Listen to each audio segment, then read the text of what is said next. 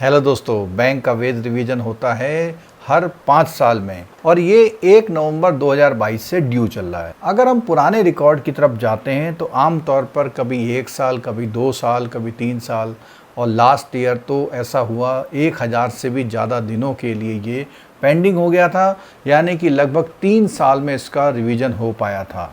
अब की उम्मीद की जा रही है कि 2024 में लोकसभा की इलेक्शन है, तो ऐसी उम्मीद की जा रही है कि शायद ये जल्दी हो जाए। अब जल्दी तो हो जाता, लेकिन बैंकों की जो यूनियन है उन्होंने राउंड 1 की मीटिंग अभी 8 अगस्त को करी है। तो 8 अगस्त की जो ये मीटिंग हुई है NCBE की, national confederation of bank employ, जैसा कि आप स्क्रीन पर देख सकते हैं, इसके टाइम से ना होने का कारण बैंक की यूनियन भी है। देखिए, बैंक की यूनियन जो है, जैसा कि आप स्क्रीन पर देख रहे हैं, 8 अगस्त को एक लेटर जारी किया है जिसमें उन्होंने जिक्र किया हुआ है जो 28 जुलाई को जो बाइपार्टाइट टॉक हुई थी, उसकी जो मीटिंग हुई थी, उसके जो की पॉइंट है उन्होंने डिटेल्स में दिए हुए हैं। तो अब देखते हैं कि उन्होंने क्या क्या डिमांड करी और इस डिमांड में उन्होंने क्लर्क के लिए अलग से डिमांड रखी हैं, ऑफिसर्स के लिए अलग से रखी हैं और हर वो डिमांड रखने की कोशिश करी है जो फैसिलिटी अभी तक नहीं मिल रही थी या मिल रही थी उसका अमाउंट कम था या किसी कंडीशंस में मिल रही थी, उन कंडीशन को हटा के अमाउंट को बढ़ा के या नई जो डिमांड है उनकी मांगी जाए या नई जो डिमांड है वो भी रखी हुई है। इसमें इन्होंने एक स्मॉल कमेटी को सेटअप करने की रिकमेंडेशन दी है। उन्होंने सजेस्ट किया हुआ है कि जो डीए है, डीए का जो 100 पॉइंट है वो 2016 से स्टार्ट हो। अभी जो डीए पुराने पॉइंट से चल रहा है, लेकिन डीए को जो बेस ईयर है वो 2016 मानने की बात की है। इससे क्या फ़ायदा होगा? इससे जो आजकल जो महंगाई है उसका थोड़ा ज़्यादा फ़ायदा आपको मिल सकता है। उसके साथ साथ डिसिप्लिनरी एक्शंस होते हैं, उसके प्रोसीजर पर एक कमेटी बैठाने की बात की है। उसके साथ साथ जो ड्यूटी है क्लरिकल और सब स्टाफ की, उनके लिए जो आजकल का सिनेरियो है, आजकल की जो प्रेजेंट डे की रिक्वायरमेंट है, उसके अकॉर्डिंग करने की बात की है। अब IBA जो है इस पर सहमत भी हो गया है। अब बात करते हैं कौन कौन से मुद्दों पर बात हुई है। तो पहला मुद्दा है स्टैग्नेशन इंक्रीमेंट का। स्टैग्नेशन का मतलब होता है जब आपका जो पूरा पे स्केल होता है आप लास्ट में पहुंच जाते हैं। तो बैंकों ने क्या कर रखा है कि उसके बाद 1 इंक्रीमेंट, 2 इंक्रीमेंट, 3 इंक्रीमेंट का करके स्टैग्नेट कर दिया कि उसके बाद आपकी सैलरी नहीं बढ़ेगी। तो इन्होंने कहा नहीं भाई, जब तक बंदा रिटायर ना हो तब तक ये स्टैग्नेशन मिलना चाहिए, यानी कि बढ़ता जाना चाहिए। और जो ऑफिसर बन जाते हैं और 1 साल के बाद अगर वो रिवर्ट होते हैं, अपनी वापस क्लरिकल वर्कमैन कैडर में आना चाहते हैं, तो उनका जो स्टैग्नेशन इंक्रीमेंट है उनको दिया जाए। अब बात करते हैं HRA की demand, improvement in HRA। HRA में क्या क्या बात की गई? एक तो उन्होंने कहा है कि जो हाउसिंग एकोमोडेशन या क्वार्टर्स हैं वो सारे एम्प्लॉय को मिलना चाहिए, चाहे वो क्लरिकल है, सब स्टाफ है, ऑफिसर को तो मिलता ही है। और तब तक जो HRA के रेट्स में है उसमें रिवीजन किया जाए और वो पे में, रिवाइज पे में शामिल किया जाए। अगर कोई एम्प्लॉय अपने हाउस में रहता है तो अपने हाउस में रहने वालों को HRA जो है कैपिटल कॉस्ट बेसिस पे दिया जाए, यानी ये माना जाए कि वो जिस मकान में रहता है उसकी कॉस्टिंग या कैपिटल के अकॉर्डिंग उसको HRA मिलना चाहिए। अगर कोई HRA लेने के लिए अपना रेंट रिसीट को प्रोड्यूस करता है तो नॉर्मल एंटाइटल्ड का 150% तक उसको HRA मिलना चाहिए। जितने भी क्लरिकल स्टाफ हैं उनको ऑफिसर्स की तरह लीज हाउस फैसिलिटी मिलनी चाहिए। अगर उनका ट्रांसफ़र किसी और स्टेशन में होता है तो उनको भी HRA जो है 150% के रेट पर मिलना चाहिए। ऑन डिक्लेरेशन बेसिस का मतलब ये है कि केवल वो डिक्लेयर कर देंगे कि हमारा इतना खर्चा होता है। अब बात करते हैं कुछ और अलाउंसेस के बारे में। तो इम्प्रूवमेंट इन अदर अलाउंसेस की बात करें तो हिल और फ्यूल अलाउंस को बढ़ाने की बात की गई। और जो ये हिल एंड फ्यूल अलाउंस है, इसके लिए उन्होंने एक कैटेगरी की बात की है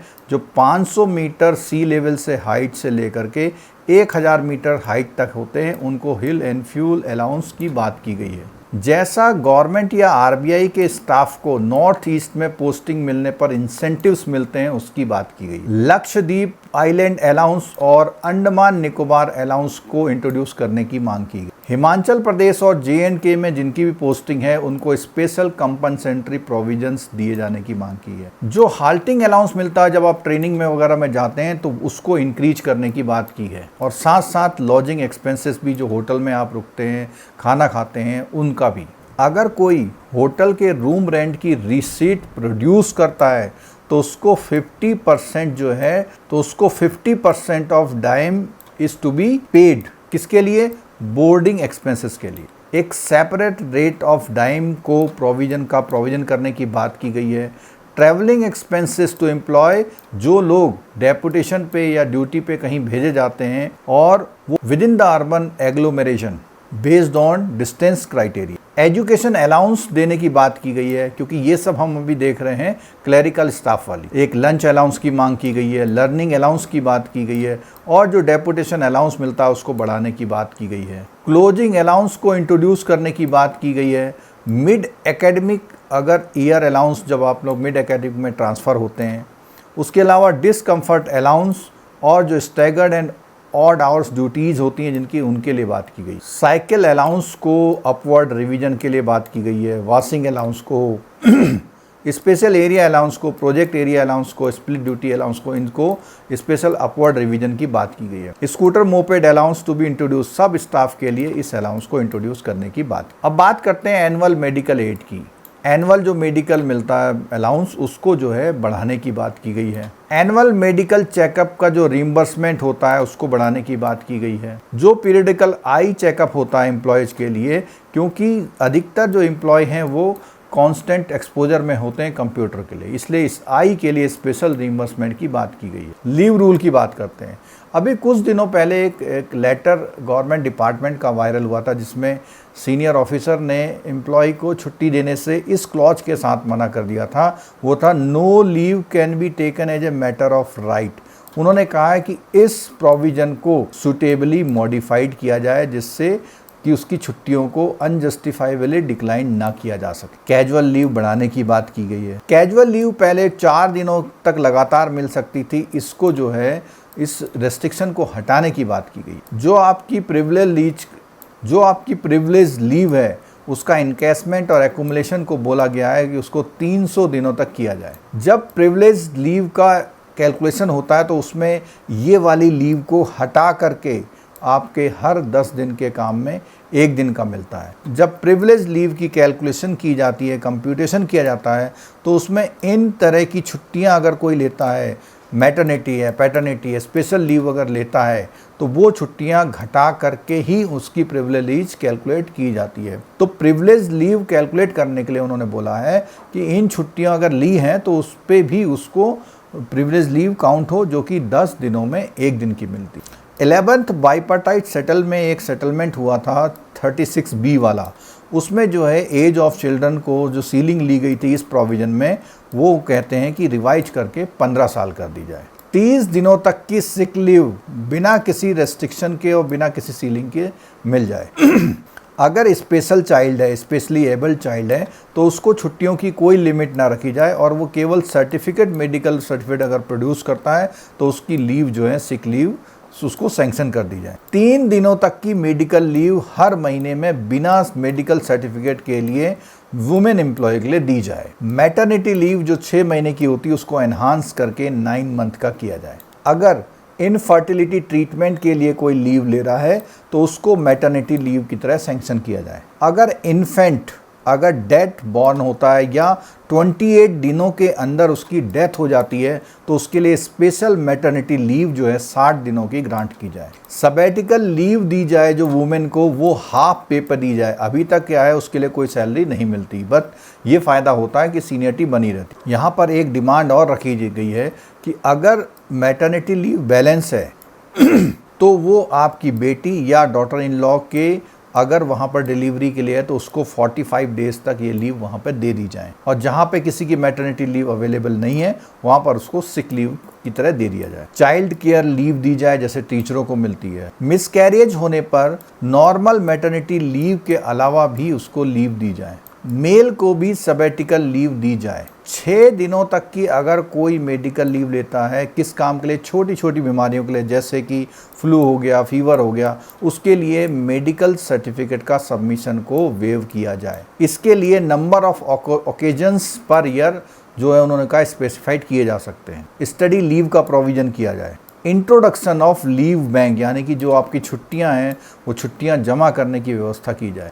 अगर किसी की डेथ हो जाती है किसी लंबी बीमारी के बाद, और किसी मेजर एक्सीडेंट से उसको हॉस्पिटलाइजेशन किया था, उसकी डेथ हो जाती है, और अगर उसके पास छुट्टियां नहीं हैं तो उन छुट्टियों को क्रेडिट देते हुए एक स्पेशल छुट्टियां मानी जाएं। अगर किसी कॉन्सिलेशन प्रोसेस में या लेबर कोर्ट में अगर अटेंड करते हैं जो ऑफिस बियरर्स हैं तो उनको ड्यूटी लीव दी जाए। ऑफिस बियरर्स को जो स्पेशल लीव है उसके नंबर ऑफ डेज जो है इंक्रीज किए जाएं। ऑफिस बियरर को एक स्पेशल लीव कॉम्बिनेशन में देने की मांग की गई है, जिसमें अगर बीच में कोई छुट्टियां आती हैं तो उनको एक्सक्लूड किया जाए। जो ऑफिस बियरर्स हैं और जो एग्जीक्यूटिव कमेटी के मेंबर्स हैं, यूनियन के जो मेंबर्स हैं, उनको छुट्टी से, प्रिविलेज लीव की छुट्टी से पहले नोटिस पीरियड को ख़त्म किया जाए। इंट्रोडक्शन ऑफ बेरीवमेंट लीव, जो फिजिकली चैलेंज या डिफरेंटली एबल एम्प्लॉय हैं उनके लिए जो है वो छुट्टी, जो स्पेशल लीव मिलती है उसको 7 डेज तक के लिए इंक्रीज कर दिया जाए। Annual encashment privilege leave up to 10 days per year कर दिया जाए। अब बात करते हैं लीव फेयर कंसेशन की। डिस्टेंस, मोड ऑफ ट्रेवल और क्लास ऑफ ट्रेवल को इम्प्रूव किया जाए और LFC जो है वो अब्रॉड ट्रैवल के लिए भी परमिट की जाए। किसके लिए?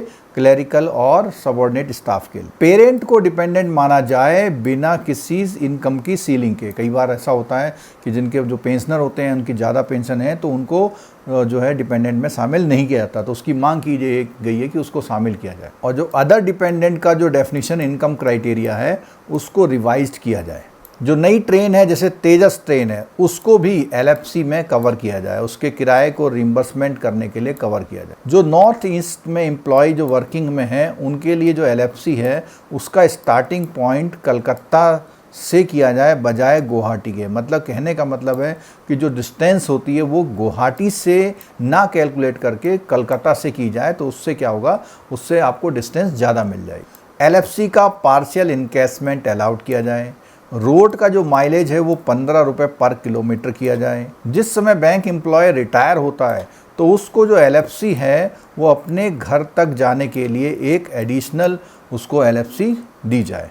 जो 2 ईयर से 4 ईयर ब्लॉक में जो चूज करने का ऑप्शन है वो एक और बढ़ाया जाए। अब बात आती है वर्किंग आवर और कैश ट्रांजैक्शंस आवर्स। जो भी स्टिपुलेटेड वर्किंग आवर्स है उसमें गाइडलाइन दी जाए uniform cash transactions hours. Over time की बात की गई है। ओवर टाइम का जो वेजेस का जो फॉर्मूला है उसको मॉडिफाइड किया जाए और इम्प्रूव किया जाए। बहुत अच्छी डिमांड रखी है कि सब लोग बोलते हैं कि अब CBS में काम कर रहे हैं, बायोमेट्रिक लगा रहे हैं, तो जो OT का जो कैलकुलेशन हो वो उनकी बायोमेट्रिक जो अवेलेबिलिटी है उसके हिसाब से किया जाए। जब कोई ड्यूटी में ट्रैवलिंग कर रहा है तो उसकी जो क्लास है और उसकी जो मोड ऑफ ट्रैवल को है, जब ड्यूटी में जा रहा है तो उसको और इम्प्रूव किया जाए। अब बात करते हैं जो जब ट्रांसफ़र में होता है, ट्रांसफ़र में होने वाले एक्सपेंसेस की। जो ट्रांसपोर्टेशन चार्ज है, जब आप जो भी एम्प्लॉय है अपने पर्सनल इफेक्ट को, अपने सामान को जब शिफ्ट करता है तो उसका रीइंबर्समेंट जो है फुल किया जाए, चाहे वो किसी भी तरीके से अपना सामान ले जाता है। पैकिंग चार्जेस को भी क्लरिकल वगैरह को रीइंबर्स किया जाए।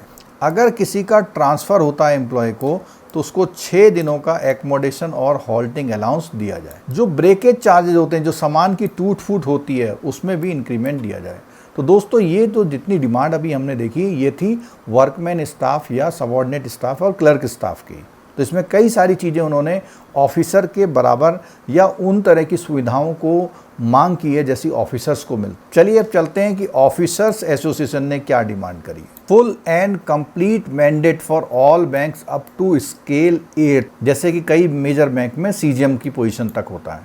यहाँ पर एक स्मॉल कमेटी जो है डिसिप्लिनरी जो एक्शंस होते हैं उनके रेगुलेशंस के लिए और लीव फैसिलिटी के इम्प्रूवमेंट के लिए, और जो डिफरेंटली एबल या स्पेशल प्रोविज़न होते हैं वुमेन एम्प्लॉय के लिए, उनके लिए फैसिलिटी को एक्सटेंड करने के लिए, और इनके लिए भी IBA क्या है एग्री हो गया है।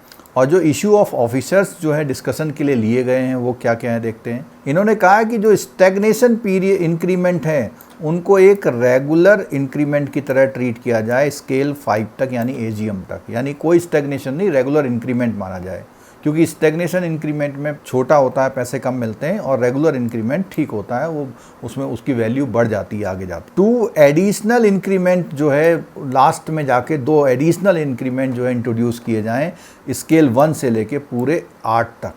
और जो ये 8 स्केल ऊपर बात की गई है, इन स्केलों को केवल 2 स्केल में कन्वर्ट कर दिया जाए, स्केल 1 और स्केल 2। जैसे सेंट्रल गवर्नमेंट में group A B C D होता है, तो इस तरह इतने सारे स्केल ना करके स्केल 1 यानी 1 से लेकर 4 तक यानी चीफ मेजर तक को स्केल 1 में रखा जाए और स्केल 5 से लेकर के 8 तक को रखा जाए स्केल 2 में। ऑफिसर्स को भी CIB पास करने में 2 इंक्रीमेंट दिए जाएं। अभी तक ऑफिसर्स को 1 इंक्रीमेंट मिलता है, क्लरिकल को 2 मिलते हैं। जो पेंशन की बात करी है वो जो लास्ट ड्रॉन इंक्रीमेंट है विदाउट एनी सीलिंग दिया जाए। एक जो PQP मिलता है उसके लिए बात की है, जिन्होंने JIB CIB कंप्लीट कर रखा है तो उसमें 1 और 2 increment respectively are to be consider instead of consolidate amount in the past.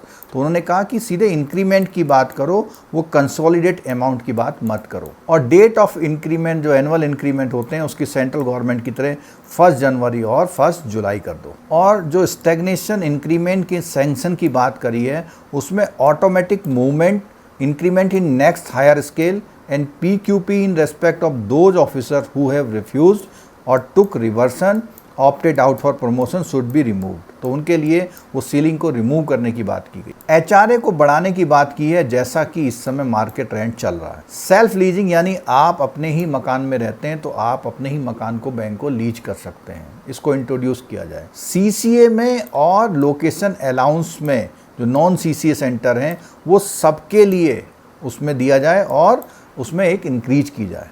Learning allowance को सब्सटेंशियली इन्हांस किया जाए। क्लोजिंग अलाउंस को हर क्वार्टर में पेमेंट किया जाए। ट्रांसफ़र पर एक लमसम अमाउंट दिया जाए कंपनसेशन में। और बैंक जो है ट्रांसफ़र होने पर जो पर्सनल इफेक्ट की शिफ्टिंग होती है उसकी जिम्मेदारी ले। अगर किसी का किसी सेम सेंटर में ट्रांसफ़र होता है तो वो उसी अर्बन एरिया में है, officer should be reimburse full expenditure on transportation of good. मतलब उसी शहर में है तो भी उसे पूरा ट्रांसपोर्टेशन ऑफ गुड का पूरा पैसा दिया जाए।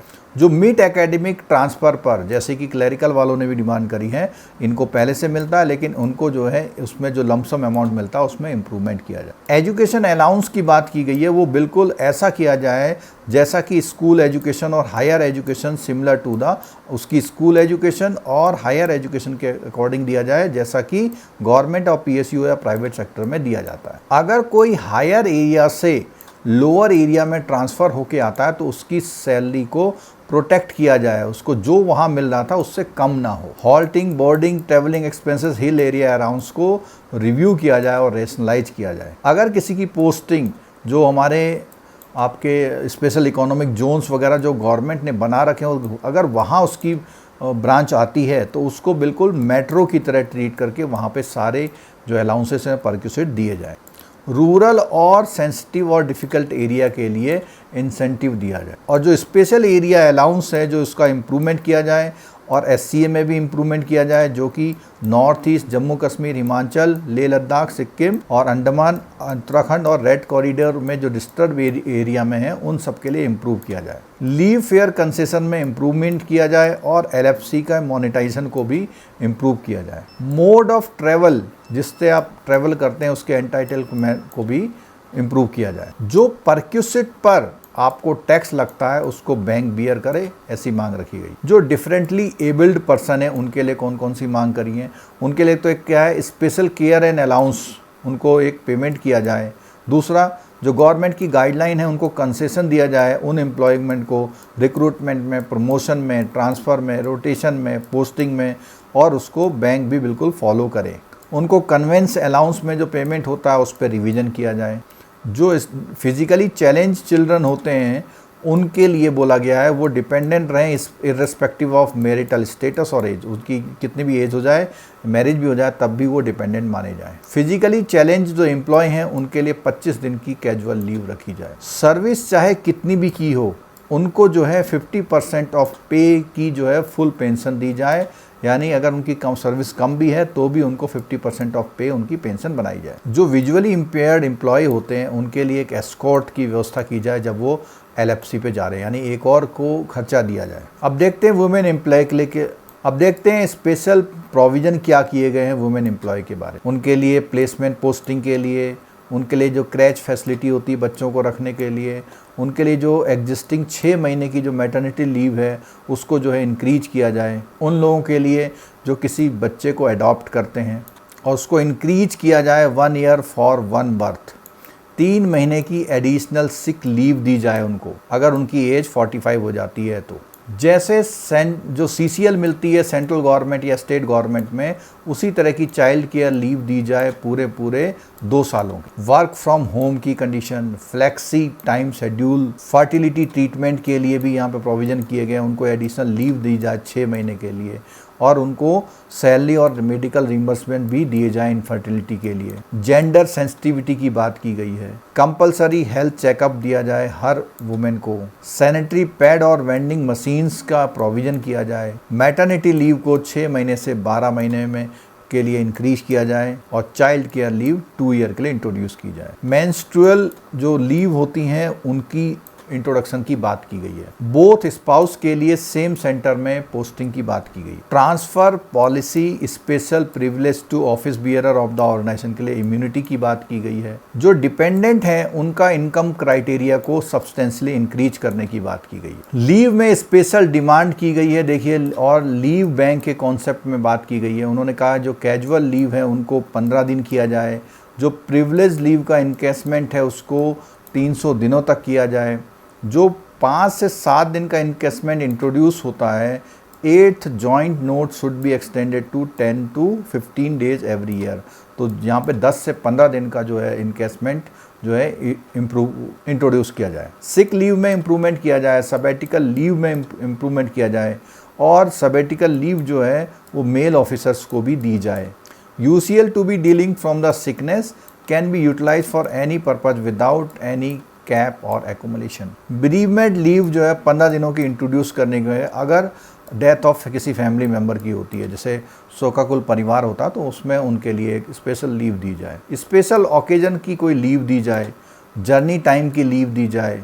स्पोर्ट्स पर्सन के लिए 30 से लेकर 60 डे तक की लीव दी जाए। अगर उनका स्पाउस, पेरेंट या उनके इन लॉ या चिल्ड्रन बीमार हैं तो उनको भी सिक लीव का प्रोविज़न दिया जाए, और लीव बैंक का एक इंट्रोडक्शन किया जाए। Uniformity of loans and advance जो ऑफिसर को दिए जाएं, उनको बेस्ट पॉलिसीज अडॉप्ट की जाए। अगर इंटर स्टेट ट्रांसफ़र होता है तो जो ऑफिसर्स की गाड़ी होती है, अपनी पर्सनल व्हीकल, जब दूसरे स्टेट में जाते हैं तो उनका रोड टैक्स का जो पेमेंट भी किया जाए। अब डिसिप्लिनरी प्रोसीडिंग्स की बात आती है, तो वहाँ पर जो डिसिप्लिनरी के रूल्स एंड प्रोसीजर उनको रिव्यू किया जाए, और जो 4 सीटेड ऑफिसर होते हैं जिनको मेजर पेनल्टी प्रोसीडिंग्स मिली हैं, उनको जो है क्या किया जाए, डिफेंस रिप्रेजेंटेटिव के साथ एक पर्सनल हियरिंग का मौका दिया जाए। इसमें जो एक मांग की गई है, जब कोई लॉस हो जाता है बैंक को, तो बैंक क्या करता है, उसकी ग्रेचुइटी को विदहोल्ड कर लेता है, और कोई हार्श डिसीजन उसमें दिया जाता है, उसकी जो ग्रेचुइटी को भी मतलब जब्त कर लिया जाता है, ऐसा कह सकते हैं हम लोग। इस मामले को उन्होंने बोला हुआ कि इसको रिव्यू किया जाना चाहिए, और उसकी ग्रेचुइटी को रोका या मना नहीं किया जाना चाहिए। पेंशन रेगुलेशन नंबर 48 के अकॉर्डिंग अगर उसका सुपर एन्यूएशन यानी रिटायरमेंट हो जाए तो उसके अगेंस्ट कोई भी डिसिप्लिनरी एक्शन नहीं इनिशिएट किया जाना चाहिए। और ये जो है ग्रेचुइटी एक्ट का जो क्लॉज है 14 और सुप्रीम कोर्ट के जो जजमेंट हैं उनका वायलेशन है।